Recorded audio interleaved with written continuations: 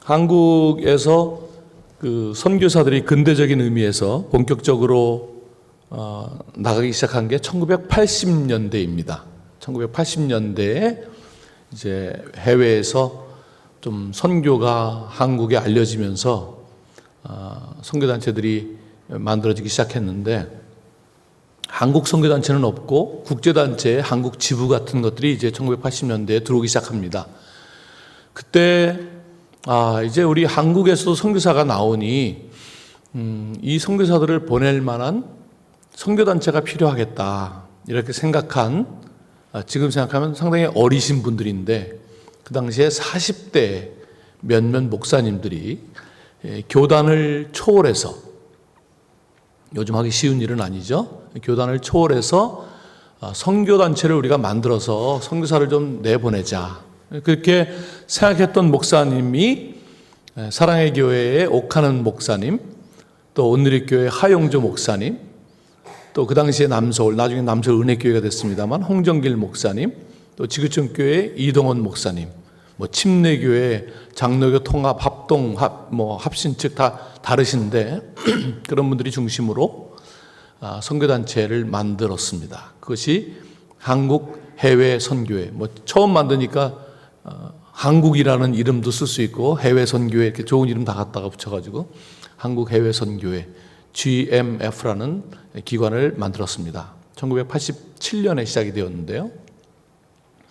그 이후로 이 GMF 안에 선교의 흐름이 바뀔 때마다 이 선교 단체들을 그 안에서 만들었습니다. 그러니까 파송기관도 필요하고, 선교사를 훈련시키는 훈련단체도 필요하고, 선교사 자녀들을 돌보는 선교사 자녀단체도 필요하고, 선교를 연구하는 기관도 필요하고, 그런 식으로 해서 지금은 11개 기관이 GMF 안에 있습니다. 4개의 파송기관이 있고요. 파송기관들은 성경을 번역하는 기관도 있고, 또 어려운 지역에 창의적으로 들어가는 기관도 있고, 조금 열린 지역에 가서 개척하는 선교기관도 있고, 또 IT를 이용해서 선교하는 기관도 있고, 훈련단체도 저희가 3개가 있습니다. 전통적인 풀타임 선교사를 훈련하는 기관도 있고, 또 직업을 가진 사람들이 주말에 와서 할 수 있는 전문인 선교기관도 있고, 또 선교사들의 리더십 훈련 기관도 있고, 선교 연구 기관도 있고, 이렇게 해서 11개의 기관이 국내 이주민 사회까지 있습니다. 한 900명 정도의 선교사가 있는 큰 기관입니다. 이제 창립 목사님들은 다 은퇴하시고 했지만, 새롭게 그 다음 세대가 이어서 이사로 섬기고 계신데, 작년부터 우리 길성훈 목사님께서 저희 선교단체에 이사로 사역하면서 섬기고 계십니다. 그렇게 길성훈 목사님께서 이사로 섬길 수 있도록 허락해 주신 당회에 또 교회에 감사드리고, 또 저희 선교단체를 위해서 교회에서 아시는지 모르겠지만 후원도 하고 있습니다. 왜 후원하냐 이렇게 나무라지 마시고 왜 그거밖에 안 하냐 이렇게 말씀해 주시면 좋을 것 같습니다. 그래서 그렇게 우리 길 목사님께서 저희 이사로 함께, 이사가 저희가 그렇게 많은 단체는 아닙니다. 현재 9명 정도 되는 이사가 많지는 않은데 중요한 역할을 해주시고 계십니다. 그래서 이렇게 기회가 되면 한번 교회에 감사 말씀을 드리고 싶었습니다. 오늘 이제 이 전체 지금 땅끝에서 주님을 만난 4인 4색, 그래서 이제 그 중에 한 사람으로 제가 왔는데, 저는 오늘 제 설교 중에 4사람을 소개하려고 합니다. 4사람이 오는데 그 중에서도 또 제 설교에 4개의 스토리를 좀 소개해 보려고 하는데요. 제목을 약간 틀어서 땅끝에서 주님께 당한 4명의 사람들, 이렇게 좀 약간 틀었습니다. 땅끝에서 주님께 당한 4명의 사람들, 이렇게. 제 이야기를 먼저 조금 해보겠습니다. 글쎄 아주 특별한 경우를 빼놓고는 어렸을 때부터 나는 이 다음에 크면 선교사가 될 거야 이렇게 하는 사람은, 요즘은 모르겠지만 저희 시대 때는 선교사를 만나본 적이 없기 때문에 그런 것을 장래 희망으로 갖기는 어려웠었죠. 저 역시 선교라는 단어 자체가 제 인생에 있다고 생각하지 않았습니다. 열심히 사업가가 돼야지 보통, 그래서 대학도 상대를 진학하고 이렇게 왔는데, 하여튼 어느 날 이상하게 제 의지는 아니지만 선교라는 단어가 제 인생에 들어왔고 대학교 때 선교에 헌신을 하게 되었습니다. 그런 이야기까지 다 하면 너무 길어지니까 좀 빨리빨리 가겠습니다. 선교사로 헌신하고, 그런데 제가 뭣도 모르고 헌신한 선교가 성경을 번역하는 선교였습니다. 성경을 번역하는 건 어떤 의미냐면, 이 지구상에는 말은 있는데 그 말을 기록할 수 있는 글자가 없는 종족들이 있습니다. 저 파푸아뉴기니, 인도네시아 파푸아 지역, 여러 지역에, 아프가니스탄에도.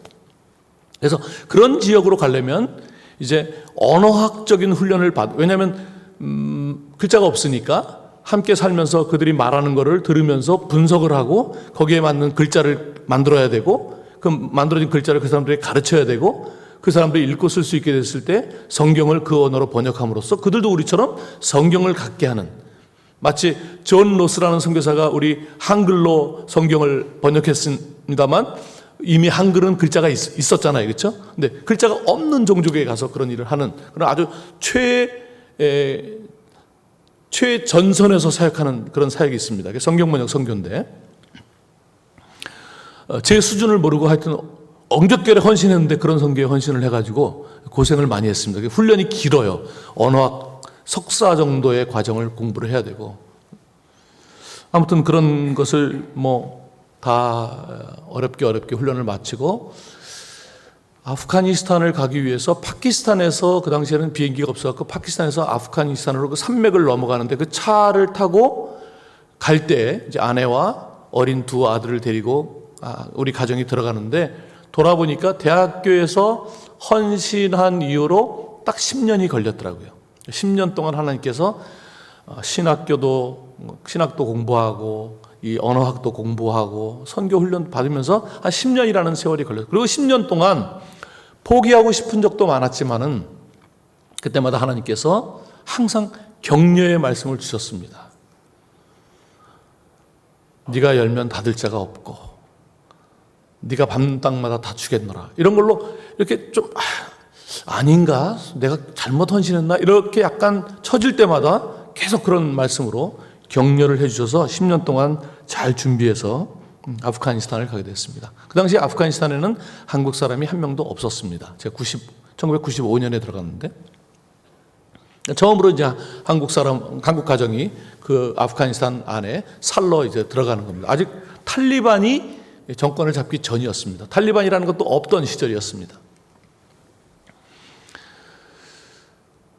람보 3라는 영화가 있는데, 거기 영화에 보면 실베스터 스텔론이 혼자 아프가니스탄 들어가서 초토화시키는 그런 영화가 있습니다. 그래서 제가 이제 또 마침 제가 젊었을 때, 지금 좀 많이 갔습니다만 젊었을 때 별명이 리틀 실베스타 약간 남아있죠. 좀 있습니다. 자세히 보시면 조금 남아있는데, 하여튼 그래서 이제 내가 이제 아프가니스탄 가면 10년 동안 하나님께서 나를 선교사로 준비시켰으니 아프가니스탄은 이제 끝났다, 그런 마음으로 거기에 갔습니다. 들어가 보니까 만만치 않았습니다.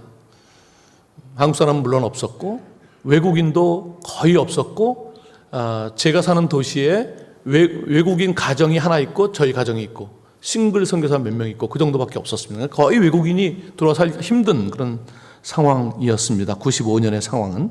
왜냐하면 소련이 물러가고 나서 군벌들이 계속 내전을 벌이는 바람에 국민들의 삶이 아주 피폐해진 그런 상황이었습니다.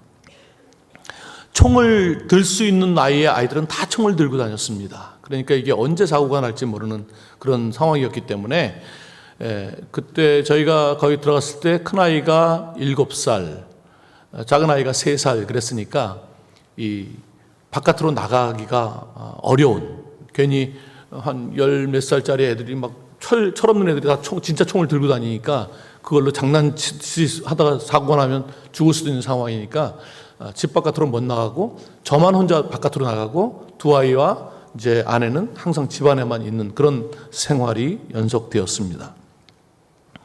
6개월을 지나고 나서 여기서는 아이를 키울 수 없다라는 결론에 이르렀습니다. 작은 애야 아직 어리니까 데리고 있지만 이제 8살이 된, 96년에 8살이 된 큰아이는 여기서 홈스쿨링이라는 것도 집 바깥으로 나가서 아이들하고 놀고 그래야, 현지 아이들하고 놀고 그래야 되지, 어떻게 집안에만 있으면서 그게 무슨 교육이 되겠습니까? 전기도 없는 시절에 무슨 비디오를 볼 수 있는 것도 아니고 아무런 그런 혜택이 없는 상황이었으니까 그래서 어렵지만 8살짜리 아이를 이웃 나라인 파키스탄에 있는 기숙사로 보내기로 결정을 했습니다. 쉽지 않죠. 8살이면 아직 부모와 같이 있어야 될 나이인데, 그래서 떨어뜨려 놓고 싶지 않았지만 상황이 그래서 이제 8살짜리 가기 싫다는 아이를 데리고 그 파키스탄에 있는 기숙사 학교에 가서 한 달을 같이 살았습니다. 적응할 수 있도록.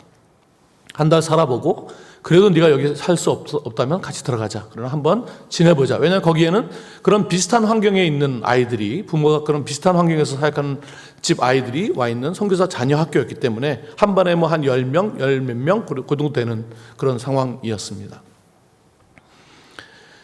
한 달을 살고 나서 뭐 큰아이가 부모들의 눈치를 봤는지 어쨌든 자기가 여기 있을 수 있겠다고 그렇게 얘기를 해서 아이를 두고 오게 됩니다. 이제 그 아이를 두고 오면 두 나라 사이에는 전화나 우편 시스템이 없었기 때문에 아무런 연락이 되지 않습니다.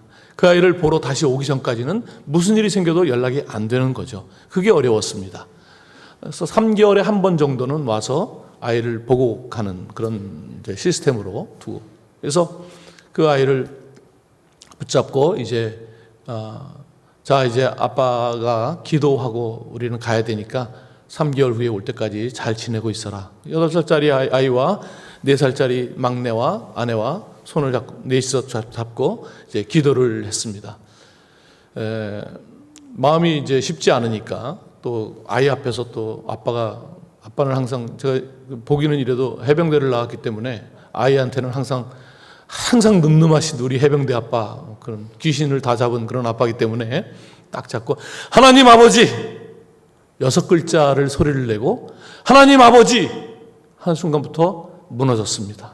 그래서 뭐라고 기도했는지 모르지만 소리가 나오지 않고 무성음으로 기도를 하고 아이를 쳐다볼 수 없이 돌아서서 2시간을 울면서 내려왔습니다.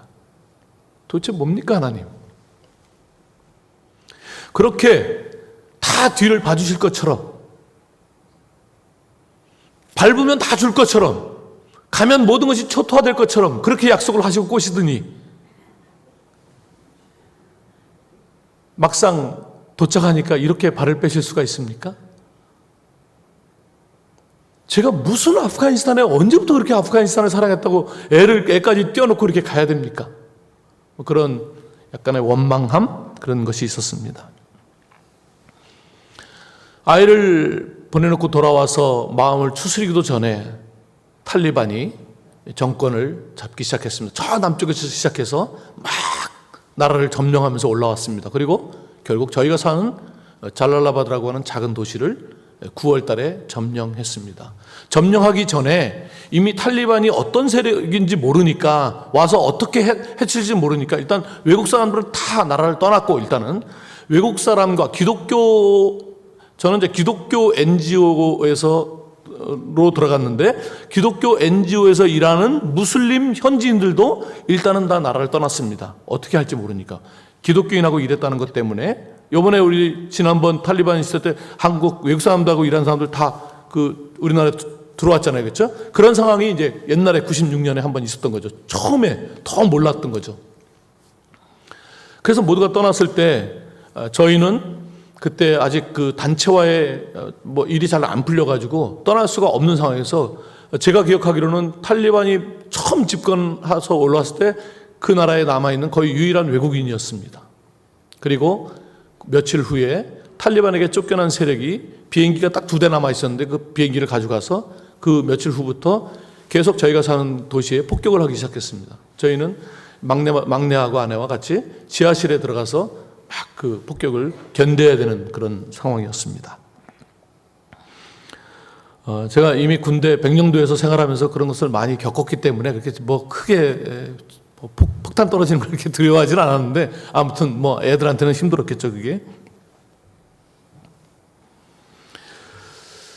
문제는 탈리반이 뭐 폭격을 한 게 그런 게 중요한 게 아니라, 탈리반이 들어오면서 제가 10년 동안 준비한, 제가 가기로 한 그 종족, 말은 있지만 글자가 없는 그 종족을 가야 되는데 탈리반이 정권을 잡으면서 제가 10년 동안 준비하고 나름 몇 년 동안 언어학 훈련을 받고 했던 모든 훈련의 이유가 사라져버린 것이죠. 탈리반이 외국 사람에게 소수 종족으로 들어가는 것을 허락하지 않으니까. 말하자면 제가 10년 동안 준비한 모든 것이 허사가 된 것입니다. 그렇게 훈련을 받고 어려운 시절을 할 때마다 격려하시고 막 그걸 포기할까 봐 노심초사하시면서 할 수 있어 계속 격려하시던 하나님께서 막상 열면 닫을 자가 없다 그랬는데 그나마 조금 열려있던 것도 확 닫아버리시고 그리고 사라져버리신 하나님을 경험하면서 굉장히 당황하게 되었습니다. 저를 받은 그 기독교 구호단체에게 물어봤습니다. 내가 그 종족에는 그럼 언제 갈 수 있겠느냐? 그 대표가 탈리반이 정권을 잡았는데 그걸 누가 말할 수 있겠느냐? 내가 볼 때 최소한 5년은 네가 그 종족은 못 갈 것이다. 그럼 제가 그 나라 안에 있어야 될 이유가 뭡니까? 저는 성경 번역을 위해서 훈련을 받았고 그 선교를 하러 들어간 사람인데 고민이 됐습니다. 근데 그 단체에서 뭐라 그러냐면 자 이제 그 네가 하려고 하는 사역은 갈 수가 없게 되었으니 이 나라를 떠나든지 아니면 우리가 하라는 일을 하든지 둘 중에 하나를 해라. 뭐를 하면 좋겠느냐 그랬더니 이제 전쟁이 막 탈리반이 정권을 잡으면서 막 종족을 점령하면서 많은 난민들이 내려와서 저희가 사는 소도시 그 광야에 새로운 난민들이 굉장히 많았습니다. 여러분 나라 바깥으로 난민으로 나가는 것은 대단한 결심입니다. 일단 그 나라 안에도 난민이 굉장히 많아요. 광야에 다 난민들이 있었는데 엄마들이 젖이 안 나오니까 아이들은 낳는데 영양실조에 걸리는 거예요. 그래서 이제 그 광야의 난민들에게 닭을 나누어 주는 프로젝트를 시작하려고 하는데 그걸 네가 좀 맡아줬으면 좋겠다. 그래서 광야에 있는 사람들에게 닭을 암탉 12마리와 수탉 1마리를 나누어 주고 잡아먹는 게 아니라 길러서 계란을 낳아서 엄마들이 계란을 먹고 좀 남는 거는 팔아서 가세에 보태 쓰는 그런 프로젝트였습니다.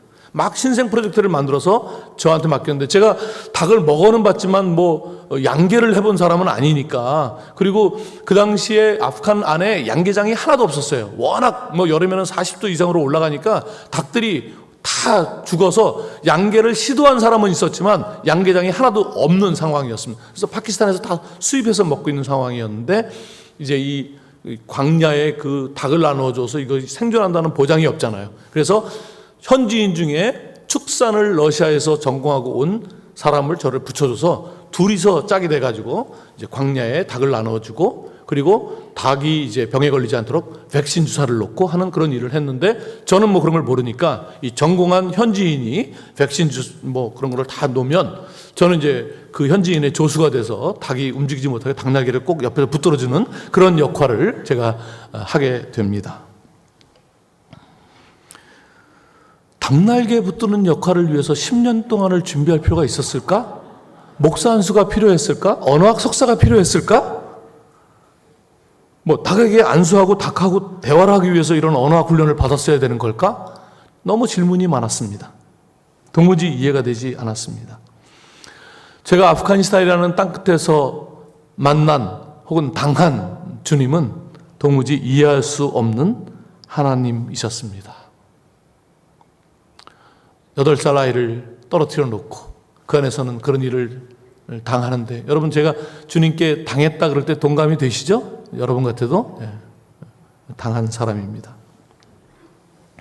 그런 관점으로 오늘 두 번째 사람인 이 본문에 나오는 아브라함을 좀 생각해 보면 좋을 것 같습니다. 여러분 아브라함이 무슨 하나님 저 해외 좀 가게 해주세요 기도한 게 아니잖아요. 멀쩡하게 살고 있는데 너희 집을 떠나라. 친척 아비 집을 떠나라. 그 시대에 요즘 같은 시대도 아니고 떠났습니다. 그러면 뒤를 확실하게 책임져 주셔야 되는데 책임을 져 주셨죠. 사실은 어떤 의미에서. 그가 가나안 땅에 왔다가 기근이 들어서 애굽 땅에 갔을 때 혹시 그 애굽의 문화에서 남편이라 그러면 아내를 뺏기 위해서 남편을 죽일까 봐 남편이 아니고 우리 누이라고 이렇게 거짓말을 했는데 하나님께서 그 바로 왕의 꿈에 나타나서 그거를 해결해 주시는 것을 보면서 자기 생각에는 그 당시에 애굽 왕이 세계의 지도자라고 생각했는데 자기가 믿는 하나님이 그렇게 위대하신 분이라는 생각을 못했겠죠. 그냥 자기 종족신 정도로 생각했을 텐데 바로 왕보다 강하신 하나님을 경험하면서 믿음이 성장하게 되죠. 거기서 나올 때 조카 롯에게 야, 네가 좌하면 나는 우하리라. 나는 선택하지 않겠다. 네가 먼저 선택해라. 나는 어디로 가도 상관없어. 나는 이제 하나님을 알았어. 믿음이 성장하게 됐죠.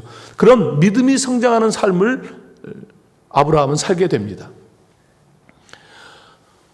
조카 롯이 여러 연합군에게 잡혀갔다는 소식을 들었을 때 집에서 길리운 자 318명을 데리고 가서 용감하게 그 연합군을 상대하고 조카 롯을 찾아옵니다. 그 경험을 통해서도 얼마나 하나님이 나와 함께 하는가를 느꼈을 것입니다. 가는 곳마다 하나님께서 아브라함의 뒤를 봐주셨죠. 한 가지 아쉬움이 있었습니다. 그것은 이제 그 당시의 문화와 또 다른 나라에 와서 사는데 그 가업을 이어줄 후손이 없다는 거. 요게 약간 2% 부족한, 2%가 좀 넘겠죠? 하여튼 그 부족한 일이었는데 하나님께서 걱정하지 마라. 내가 자식을 주겠다. 이렇게 약속을 하셨습니다. 그 약속을 했을 때가 이미 70대예요. 그러면 속도 위반이라도 해서 빨리 주셔야 될 거 아닙니까? 아니 70대에 약속한 것도 이미 늦었는데 매년 안 주니까 매년 와서 말만 준다니까 믿어 준다니까 계속 그러니까 아브라함이 얼마나 짜증나겠어요. 몇 번 하나님께 짜증을 냈어요. 아브라함의 짜증은 뭐냐면 이런 거예요. 무슨 제가 애를 낳겠습니까? 우리 집에서 저 일하는 저 엘리에셀이 후사가 되겠죠. 굉장한 짜증입니다. 하나님 앞에 이렇게 말하는 것은. 그러면 또 하나님께서 너 안 믿는구나 나와 그래갖고 뭐 하늘의 별색이 뭐 바다의 모래알색이 이런 특수훈련 시키고 막 이러면서 굉장히 괴롭혔다고요 아브라함을. 그런데 이게 웬일입니까? 100세가 되었을 때 이삭을 얻었잖아요. 정말 아브라함은 하나님에 대해서 100% 믿음을 가진 거죠. 와 이것까지 주신다고? 나는 소망이 다 끊어졌다고 생각했는데 아내는 아이를 낳을 수 없는 나이인데 그런데 여기서 아이를 준다고? 이게 가능하다고? 정말 믿음이 충만했을 것이에요. 거기서 끝났다면 아브라함은 믿음 충만한 채로 끝났겠죠. 그런데 아이가 자라서 이제 아버지와 대화가 되는 나이가 됐습니다. 물론 나이가 뭐 한 10대 정도 됐겠죠. 근데 10대를 지금의 10대하고 생각하면 안 됩니다. 제가 아프간에 있을 때 12살짜리 아이를 무시하면 안 돼요. 그 굉장히 존중을 해줘야 돼요. 왜냐하면 12살이면요 5살 때 자동차 공업사 같은데 맡겨집니다. 먹고 살기가 힘드니까 5살짜리를 자동차 공업사에 맡기면 허드렛 일 도우면서 거기서 살아요. 그러니까 12살이면 직장생활이 7년차 과장급이에요. 그 벌써 어른 같아요. 12살이면 어른 같아요. 진짜 우리나라도 옛날에 10대 때 장원급제하고 막 그러잖아요. 그렇죠? 그게 학교가 없는 시대에는 애들이 10대 아이들이면 굉장히 어른 같아요. 말하는 10대 아이들이 12살짜리가 저한테 제가 아프간에 있을 때 이름이 아담 칸이었는데 아담 칸 차이부 차 한 잔 마셔 이러면서 저를 불러요. 거기도 존칭하는 그 존칭어가 있어요. 근데 존칭어 안 써요. 야, 너 이리 와서 차 한 잔 마셔. 그래 12살짜리가 정말 제가 아프간에서 제일 적응 안 된 게 10대 초반 아이들이 저한테 야 이리 와서 차 한 잔 먹고 가 이러는 게 정말 적응이 안 됐어요.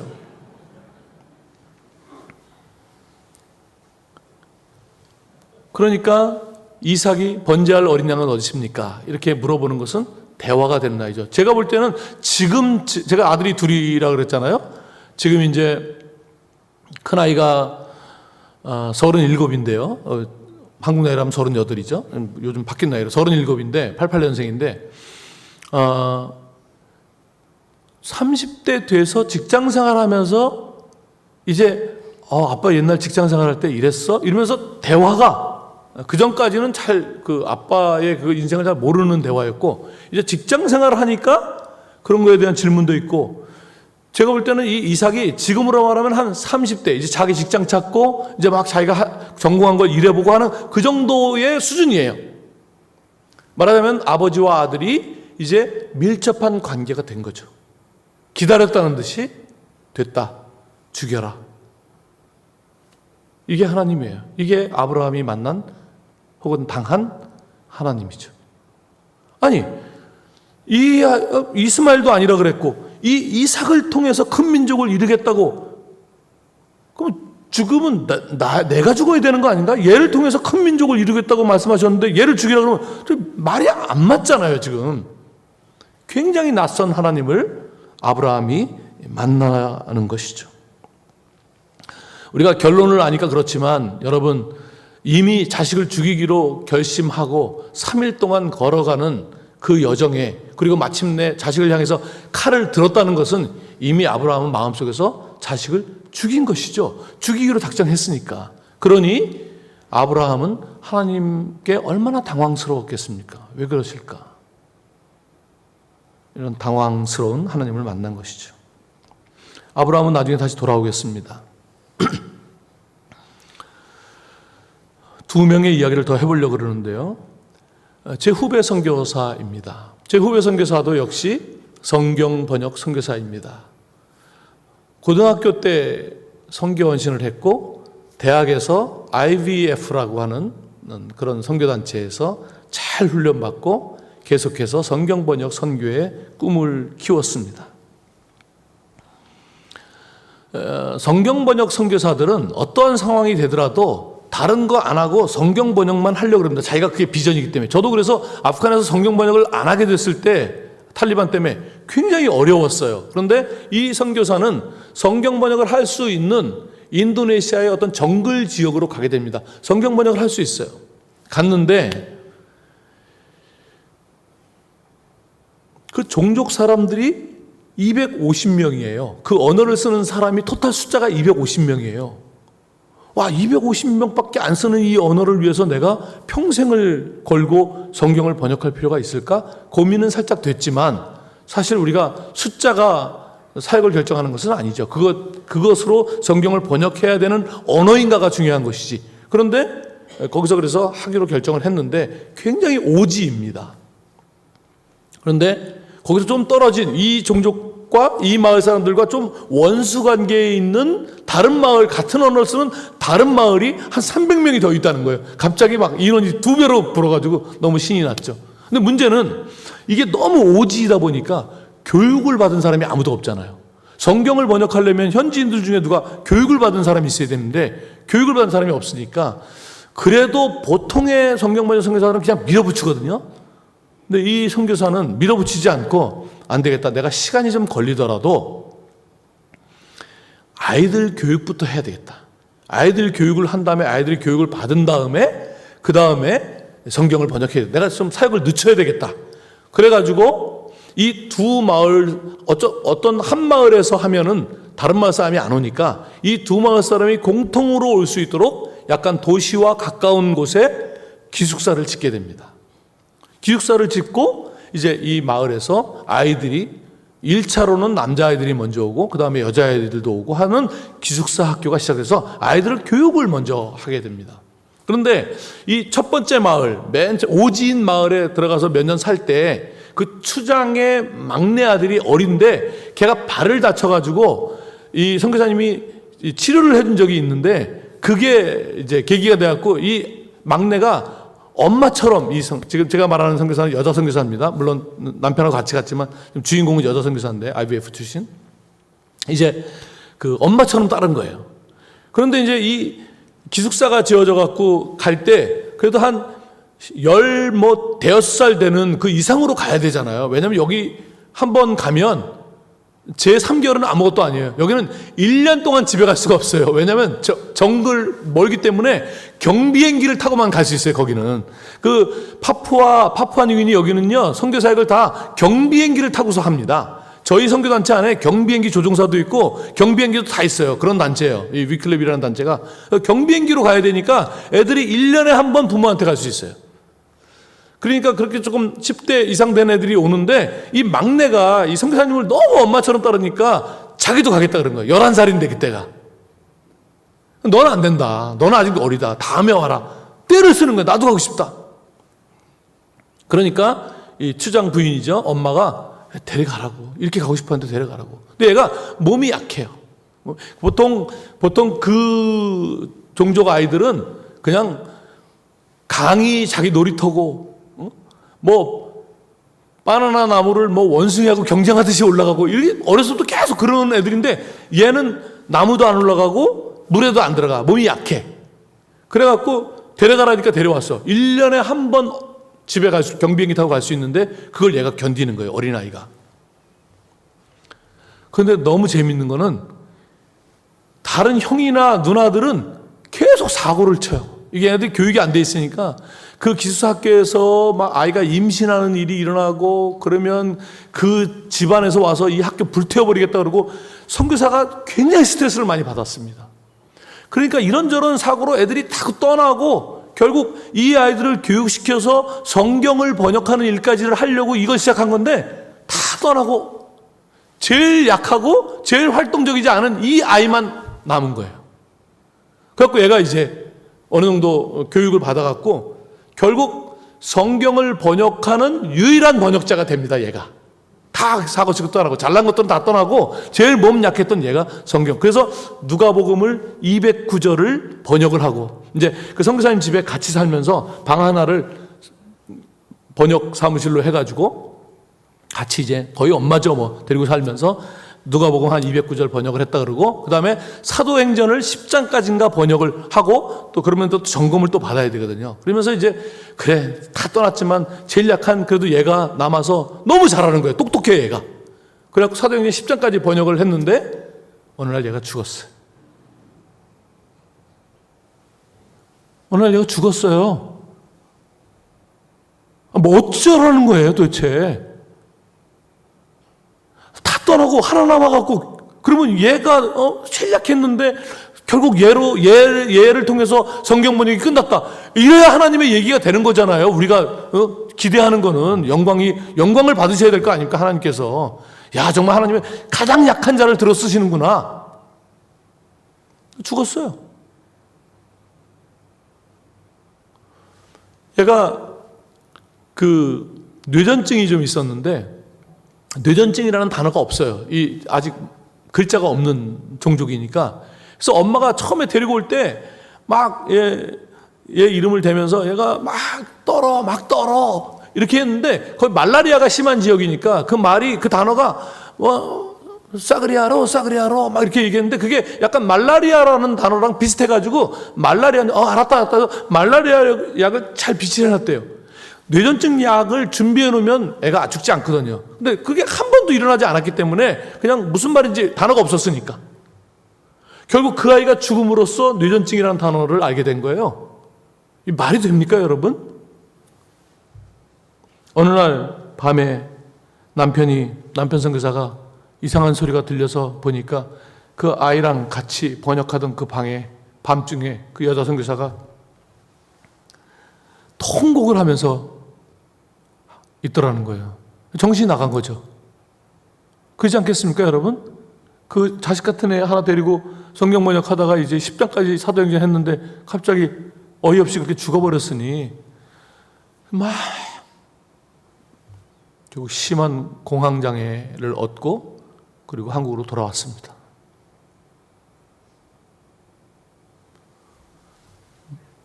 도대체 선교가 뭘까요, 여러분?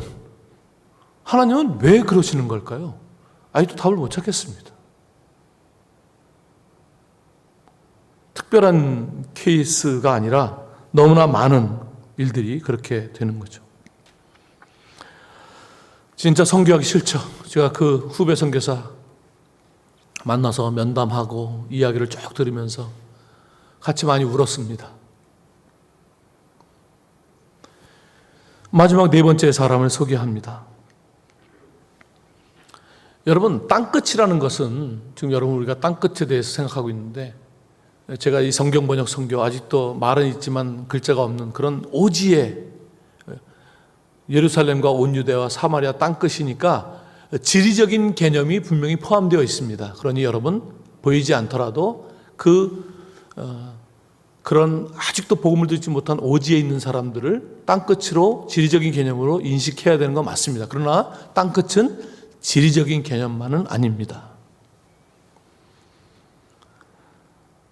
사람들은 이런저런 이유로 고향을 떠나게 됩니다. 고향을 떠나는 일이 쉬운 일이 아닙니다. 제가 그 안에 살아봤지만 난민들이 대부분 그 나라 안에 있습니다. 그런데 그 나라를 떠나기로 작정하는 난민은 굉장히 심각한 겁니다. 그래서 아프간 사람들이 뭐 혹은 다른 나라 사람들이 막 내륙으로 이동할 때 컨테이너 안에 몰래 숨어서 가다가 질식해서 죽기도 하고요. 배를 타고 오다 전복돼서 죽는 얘기 많이 들으시죠? 그리고 겨우겨우 살아서 다른 땅으로 가면 불법 체류자로 잡아서 또 다시 돌려보내기도 하고, 그게 난민의 삶입니다. 다 난민은 아니지만 어쨌든 남의 땅에 가서 산다는 게 쉽지 않은데, 지금 우리나라에 270만의 이주민이 있습니다. 땅끝이죠. 그 사람들이 땅끝입니다. 가까운 동두천에 태국인들을 섬기는 목사 부부가 있습니다. 선교사 출신이 아니에요. 그냥 한국에서 목회자인데 태국 사람들, 우리나라에 와 있는 태국 사람, 그 무슨 목회가 되고 무슨 뭐가 되겠습니까? 거기 어느 교회에 안 쓰는 수양관 빌려줘가지고 거기서 태국 사람 케어하고 있습니다. 몇 년 전에 태국인 자매가 애를 낳습니다. 한국 이름을 하영이라고 지었다 그러더라고요. 하영이. 하나님의 영광이라는 뜻이겠죠? 그런데 산부인과에서 얘 빨리 병원으로 데려가라고. 얘가 심장병이 있는 것 같다. 그래가지고 의정부 성모병원으로 옮겼다 그래요. 성모병원으로 옮겼는데 한 6시간 후에 전화가 왔대요. 얘 빨리 큰 병원으로 옮겨라. 얘 수술 받아야 될 것 같다. 그러면서 6시간 있었는데 450만 원을 빨리 갖고 와서 돈 내고 데려가라고. 그 선교사가, 이 동두천에서 가난한 사역을 하는 선교사가 450만 원이 어디 있습니까? 자기 인생에 그때가 제일 힘들었대요. 450만 원 빨리 구하느라고 막 여기저기 10만 원, 20만 원 해가지고 겨우 450만 원 만들어갖고 애를 퇴원시켜가지고 서울 성모병원으로 갔다고 합니다. 갔더니 애가 한 3차에 걸쳐서 수술을 받아야 될 것 같다. 그런데 우리가 성모병원에서 1차 수술까지는 우리가 다 지원해 주겠다. 너무 감사하죠. 정말 저는 뭐 천주교 교리가 떠나서 성모병원 하나님의 축복을 많이 받을 거라고 생각합니다. 이 태국인의 그 심장병 걸린 아이의 1차 수술을 서울 성모병원이 다 대주기로 했는데 1억 1천만 원 정도가 수술비가 나올 것 같은데 우리가 어떻게든지 해보겠다 그랬다는 겁니다. 자기는 450만 원 구할 때가 제일 힘들었고 이 억 단위로 넘어가니까 아무 생각이 없어서 힘들지 않았다 그러더라고요. 1차 수술 받아갖고 애가 잘 수술이 되고 했는데 수술비가 8억 1천만 원이 나왔다고 합니다. 1차 수술에 8억 1천만 원. 그런데 이 서울 성모병원에서 우리도 이렇게까지 나올 줄은 몰랐다. 그러니 우리가 있는 돈 갖고는 안 되고 우리가 이렇게 얘를 기사화 시켜서 좀 더 모금을 해도 되겠냐? 이 사람 why not? 그래서 이제 성모병원 천주교 재단에 이렇게 알려가지고 8억 1천만 원을 그 태국인 아이 심장병을 위해서 다 전액 거기서 해줬다는 겁니다. 저는 하나님께서 서울 성모병원을 기억하실 거라고 생각합니다. 나그네를 돌봤으니까. 그래서 잘 1차 수술이 끝났어요. 2차 수술은 그 선생님께서 내 제자가 부천 세종병원에 있는데 참 잘한다. 내가 거기를 소개시켜 줄 테니 그리로 가라. 그래서 부천으로 데리고 갔다고 합니다. 2차 수술 1억 8천만 원이 나왔다고 합니다. 그래서 그때 여러 재단들이 미랄재단 뭐 여러 재단들이 헌금을 해가지고 1억 8천만 원을 또 병원비를 냈다고 합니다. 그리고 아이가 잘 돼서 이제 동두천으로 데려왔는데 3차 수술은 조금 더 큰 다음에 해야 되기 때문에 이제 2차 수술까지 잘 마치고 뭐 호수를 막 여러 군데 꼽고서 동두천을 왔는데 애가 이렇게 하다가 이 호수가 하나 빠지면 이게 아무나 낄 수가 없대요. 의사가 껴야 된대요. 그러면 부천까지 데려가야 되는 거예요. 여러분 여기 사시니까 알지만 동두천에서 부천이 얼마나 멉니까? 어느 날은 하루에 3번을 왔다 갔다 했대요. 이게 빠져가지고. 그렇게 이 선교사 부부가 아이를 케어하면서 잘 돼서 회복이 돼가지고 드디어 3차는 좀 큰 다음에 해야 되니까 태국으로 돌아가기로 결심을 했다고 합니다. 태국으로 돌아가려면 갈 때까지 비행기 안에 의사 한 명이 옆에 같이 앉아야 된답니다. 그래야 허가가 안 돼요. 그래서 그것도 다 그 병원에서 지원을 해줘갖고 한국 의사 선생님 한 분이 같이 타고 태국 방콕에 도착하면 앰뷸런스가 대기하고 있다가 집까지 그 의사 선생님과 함께 가서 잘 안정을 해주고 돌아와야 되는, 그래서 그것까지 모든 경비를 그 병원에서 다 지원을 해줘서 아이가 잘 자기 집에 정착을 했다고 합니다. 그런데 간지 6개월 만에 호흡 곤란이 와서 아이가 죽었다고 합니다. 8억 1천만 원 모금을 왜 하게 하신 걸까요? 그 다음 2차 수술 1억 8천만 원, 왜 그 수많은 사람들이 막 기도하고, 이 선교사분은 막 하루에 부처를 3번씩 가도, 왜 도대체 하게 하신, 6개월 후에 애를 데려갈 거면 그 일을 왜 하신 걸까요, 도대체? 너무 이해할 수 없는 일들을 하나님이 버리시고 계시다는 것이죠.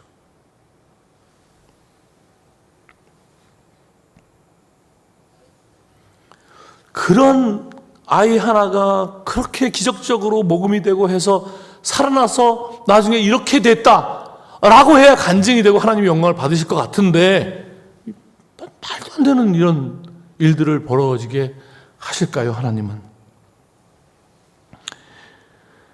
이제 이 질문을 가지고 다시 아브라함 이야기로 돌아가 보겠습니다. 하나님께로부터 할 수 없는 요청을 받는, 자기 자신, 이 아이를 통해서 큰 민족을 만들겠다고 하신 그 약속의 자녀인데 죽이라고, 이해할 수 없는 3일 동안 아브라함이 모리아산까지 그 아이를 데리고 갑니다. 여러분 한번 상상해 보십시오. 그 3일이 아브라함의 마음이 어땠겠습니까? 그 아이를 기숙사에 두고 돌아오는 저도 그렇게 힘들었는데, 그 돌아오고 다시 만날 수 있지만 아이를 죽이러 가는 이 아버지가 3일 동안 잠이 왔겠습니까, 여러분? 아이를 눕혀놓고 잠을 재워놓고 좀 멀리 떨어진 곳에서 소리를 지르지 않았겠어요? 하나님 도대체 이게 뭡니까? 제가 하나님 알지 않습니까? 제가 그때 애굽에서 저 그때 믿음이 없었는데 하나님이 바로왕 꿈에 나타나갖고 해결해 주시고 저한테 믿음 주셨잖아요. 조카 롯 318명 데리고 갔을 때 하나님 정말 기적적으로 데리고 오게 했잖아요. 너무 놀라운 일, 제 인생에.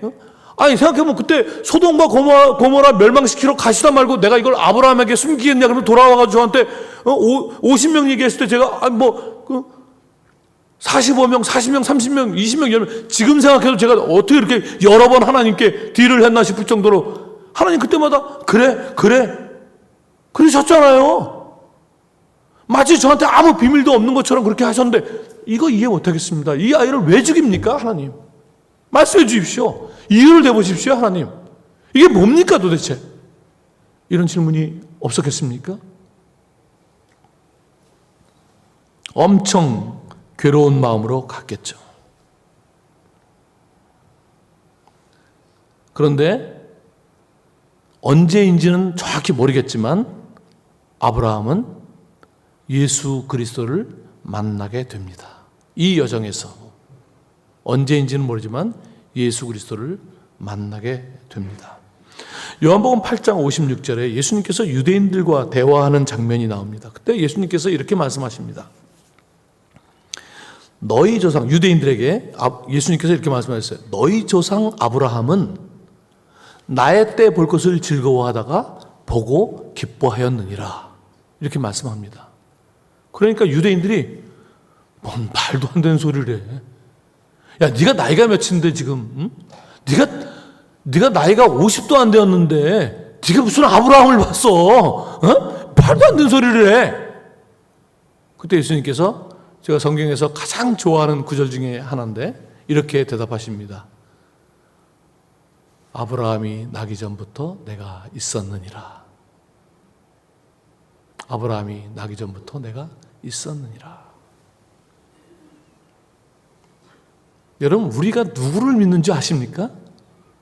그런 주님을 믿는 거예요. 여러분, 우리가 예수를 믿는다는 게 어떤 의미인지 아십니까? 우리가 다 이해할 수 있는 일?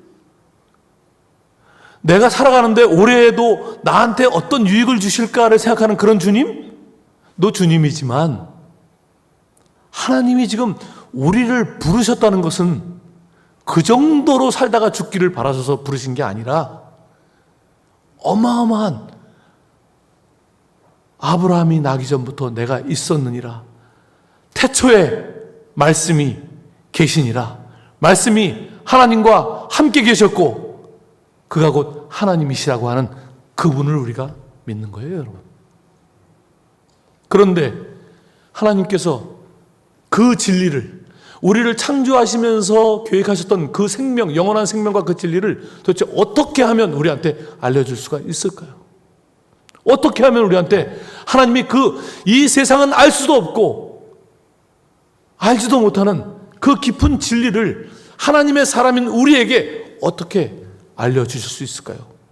그래서 하나님은 우리를 선교의 도구로, 저를 성경 번역을 할 수 있는 도구로 부른 것이 아니라 우리 한 사람 한 사람에게 영원한 진리를, 생명을 알려주시기를 원하시는데 우리가 우리 생각에 가득 차서 하나님의 진리를 알 수 없는, 예수님을 믿고 예수님을 위해서 선교사로 헌신하고 죽겠다고 간 저조차도, 하나님을 위해서 목숨을 건 사울, 그 바울도 모르는 거죠.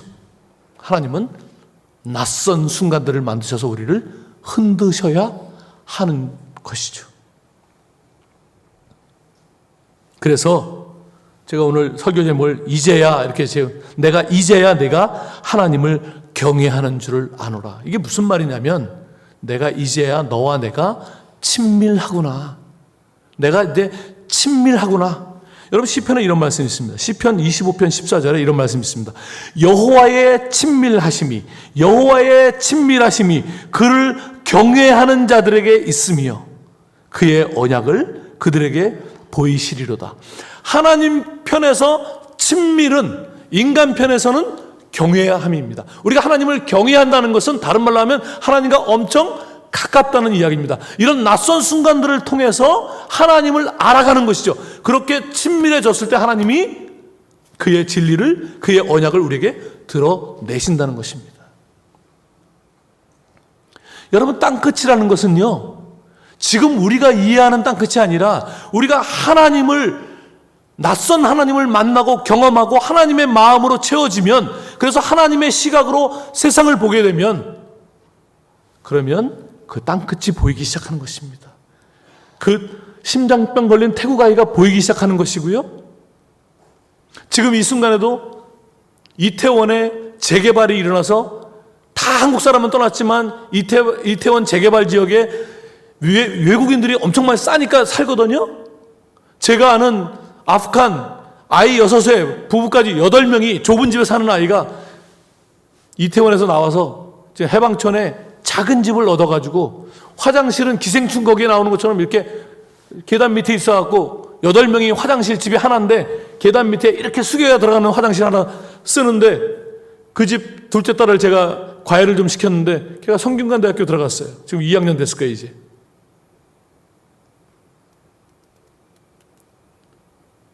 제가 최근에 어떤 글을 읽어보니까 앞으로 한국은 이 이주민들과 계속 우리 자녀 세대 더 가면 이렇게 미국처럼 이 아이들이 결혼하고 섞이는 시대가 오는데 우리는 백인들과 결혼하기를 기성세대는 바라지만 한국이 강인해지려면 이 유색인종과의 혼혈이 훨씬 이 나라를 부국시키는 거예요. 왜냐하면 백인들, 우리나라에 와 있는 백인들은 그런 어려움들이 없는데 이 난민들은 정말 제가 그 아프간 여자애를 보면요, 걔 초등학교 때 왔는데 저보다 한국말을 잘해요. 표현이나 이런 게 뛰어납니다. 항상 한국말 대회 나가면 1등 하는데 정말 철 바짝 들었고요. 우리 두 아들보다 훨씬 어린데 지금 대학생이니까 걔 정말 끝내줍니다. 나 진짜 결혼시키고 싶어 정말 걔. 그 차에서 애가 태어나면 정말 세상을 뒤집어 놓을 애가 나올 것 같아. 강한 유전자를 갖고 있다는 거예요. 지금 이 우리나라 안에 수많은 일들이 땅끝이 있는데 우리 눈에 안 보여요. 하나님의 마음으로 채워지면 보입니다. 땅끝은 지리적인 개념을 포함하고 있지만 지리적인 개념이 아니라 우리가 못 보는, 마치 양의 문에서 제사를 드리는 유대인들이 양문 바로 곁에 있는 베데스다에 있는 수많은 주님의 손을 필요로 하는 사람이 안 보인 것처럼 땅끝은 우리 바로 곁에 있는 것을 포함하는데 안 보이는 거죠. 그래서 이런 낯선 순간들을 하나님께서 우리 인생에 두는 이유는 우리로 하여금 그렇게 하나님을 채워가도록 하시는 것입니다. 생각해 보십시오, 여러분. 구원을 우리의 도움 없이 십자가에 죽으시고 부활하시면서 구원을 이루신 예수님이 우리가 없으면 복음을 땅까지 전하는 일을 못 하실까요? 중동 지역에 가면 꿈에서 예수님 만나서 예수 믿은 사람들이 있습니다. 지금 이 순간에 동시에 성령께서 모든 안 믿는 자들의 꿈에 나타나셔서 예수를 전하면 한 방에 끝낼 수 있는 게 선교입니다. 선교 우리의 도움이 필요한 게 아니에요. 그런데 왜 하나님께서 선교에 우리를 초대하셨을까요? 우리를 선교의 도구로 쓰려고 하는 것이 아니라 그 선교의 여정에 참여하면서 하나님을 보여주고 싶은 거예요. 하나님의 시각을 우리한테 주고 싶은 거예요. 하나님의 마음을 우리한테 주고 싶은 거예요. 아니, 하나님을 우리 가운데 채우기를 원하시는 거예요. 그래서 우리가 다 진리의 사람들로, 생명의 사람들로 변하기를 바라시는 것이죠. 사랑하는 여러분, 그렇기 때문에 하나님은 올해도 우리를 흔드셔야 하는 것입니다. 그것이 우리에게는 아주 낯설죠.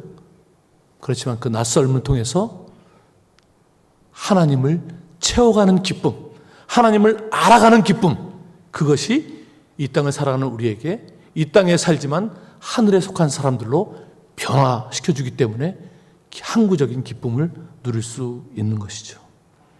그렇기 때문에 선교는 우리가 누구에게 무슨 도움을 주는 일이 아니라요, 우리가 하나님의 성품으로 변하도록 우리를 초대하시고 우리를 하나님의 일에 끼워주시는 은혜요, 영광인 것입니다. 저는 선교를 모르면서 하나님을 알아간다는 것이 참 이해되지 않습니다. 하나님의 성품으로 변화되고 하나님으로 채워간다는 것은 하나님의 선교에 초대받은 우리가 그 일을 함께하고 이런 황당한 일을 당하면서 하나님을 알아갈 때 조금씩 이해해갈 수 있는 것입니다. 올해 땅끝까지 비전을 가진 성복중앙교회가 지리적인 개념을 포함해서 하나님의 마음, 하나님의 진리, 아니 하나님 자신으로 가득 채워져서 하나님의 시각으로 세상 땅끝 구석구석이 보이고 그것에 여러분의 손과 발을 뻗치는 놀라운 선교의 공동체로 변화되시기를 주님의 이름으로 축원합니다.